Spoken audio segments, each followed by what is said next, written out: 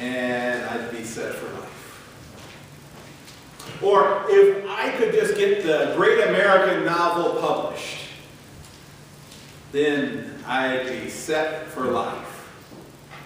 Seems like people spend a lot of time looking for the key that unlocks the vault of life. I know that I get lots of monthly invitations to lovely dinners from retirement planners who are very concerned about my welfare. Aren't they kind? It's also altruistic. I'm sure that they are just givers. It's just the way it is. And I hear regularly from friends and neighbors that their retirement plan is winning the lottery, which probably isn't a good idea, since the odds of winning the lottery are the same as being struck in the head consecutively 4 times by lightning. But I guess it's a plan, not a very good one. But here's the thing. No plan that you ever make for retirement or savings or investments or whatever, no plan's going to work if you leave God out of it. If it's not God's plan, then your plan will fail. But not only will your plan fail, but if it's not God's plan, your plan is altogether irrelevant. And God has a really, really simple plan. Eat and drink from the never-ending supply of His Word and Sacrament that will strengthen your faith beyond believability, and in turn will empower you to give to God faithfully of whatever time and talent and money that He's given you. That's how simple the plan is. We have 2 fantastic texts tonight in front of us that come through the lectionary at the same time to show us this plan of God perfectly. The gospel, of course, is that good old stewardship standby. It makes every church treasurer salivate. The widow's mite. A mite was a coin, maybe worth a quarter to a half a cent. It was really, really tiny. It took more than one to just make up a penny of the Roman money. And the modern day story goes like this. This is the widow's mite in my life. My mother, and she would turn over her grave, she knew I was saying this. She gave $80 a month to Trinity. And she was embarrassed about that. She lived on nothing but Social Security. And $80 a month was 1/10 of her Social Security. And every single month, she handed me her envelope and said something along the lines of, I know this doesn't matter, but maybe it'll help somehow. I knew then, as I know now, not exactly what people make and what people give, but that there were a lot of people who made more than $800 a month. And a lot of people who gave very little of anything, their time or their money, to the church. So I opened my Bible one day for her, to the gospel for today, and I told my mom, I said, you're the one that Jesus is talking about here in this text. She gave loads of time here. She gave whatever ability she had, and she gave 10% of her income faithfully. She was more than faithful with everything God gave her. And my mom didn't have an easy life. In some ways, she had a really hard life. But she had learned that the key to the vault was not a lottery ticket, nor was it some grand one-time gesture. The key to the vault was simple, constant faithfulness. And in the last years of her life, she was completely satisfied with her life. She wanted no more than she had. After she had rehabbed for a year from a fall in the nursing home, my siblings and I went to her and told her that we thought that she was ready to have her own apartment now, and that we had talked and we had decided to rent her an apartment in the high-rise over in Elmhurst.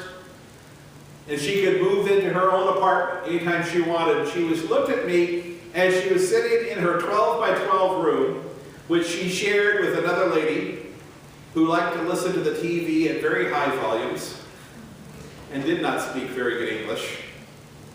But she looked at me and she said, well, you know, thank you and thank your brothers and your sister, but you know, I have everything I need right here. And besides, my ministry is here now. That was it. She'd found the key.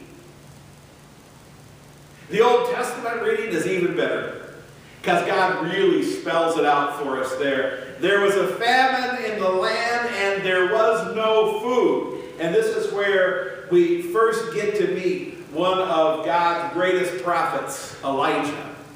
And Elijah sees the widow that God told him would be there, and he goes and he asks her for some bread, and she replied, look, buddy, I got enough oil and flour to make one last loaf for my kid and me, and we're going to eat it, and then we're going to begin the process of dying of starvation. Here we have point-blank instructions for finding the key. Elijah says, make the loaf. Take care of God's servant first, and you'll be fine. The offering to the church comes first. Not at the end of the month, after you've paid all your bills and had all your fun and seen what you might be able to scrape together out of the bottom of your pocket. Your time at the church comes first. Not when you're sitting at home and you're absolutely bored stiff and there's not another thing in the world that you can think of that you would want to do, so you might as well go to church. Take care of God's church first. And everything else is going to come into line for you. God comes first in all things, in time, and in your talents, and in your time and your money. Take care of God's church first, and you'll always have enough to be content. Because in giving yourself to God, your faith is constantly fed and constantly strengthened. Please note, though, that the widow of Zarephath did not receive a herd of camels, all carrying bags of diamonds and rubies, as Joel Osteen would have us believe. But while people all over the land were dying of starvation, she had containers of flour and oil that never emptied. God provided, and she found the key. The point of these texts is faithfulness. Commit yourself faithfully to give to God. To give to God of your time and your abilities and your money. And by doing this, you will find the key to the vault every time, I promise you. If you want to know a life of contentment, where you have all that you need and you want no more, follow the Lord's motto. Faithfulness is the key to the vault.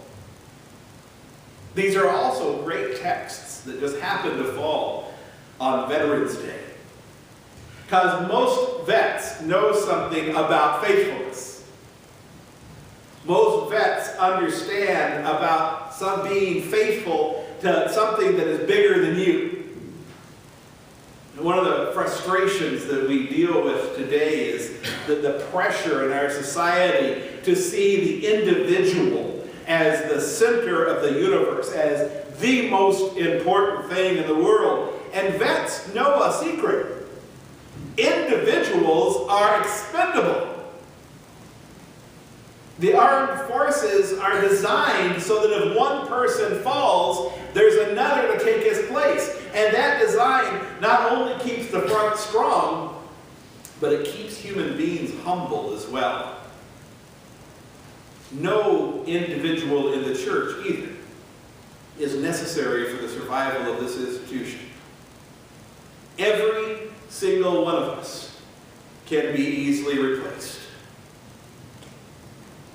But together, being faithful to God together, we do more than we imagine possible.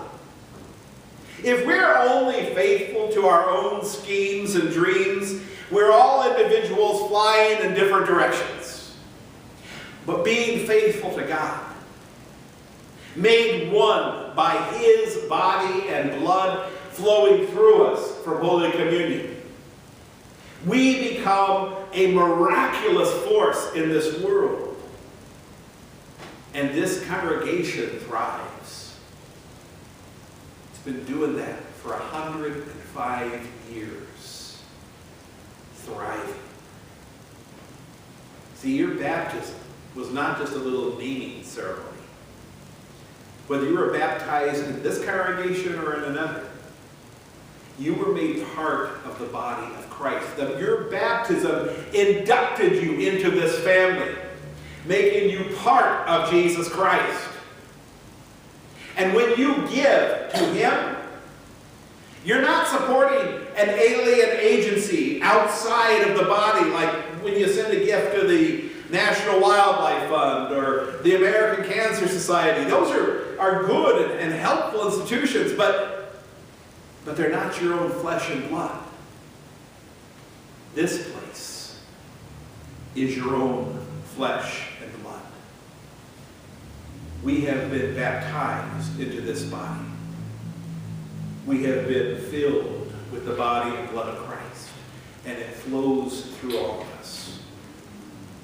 In all things, take care of this body, and there will always be enough for you and for yours. Faithfulness. That's the key that unlocks the vault.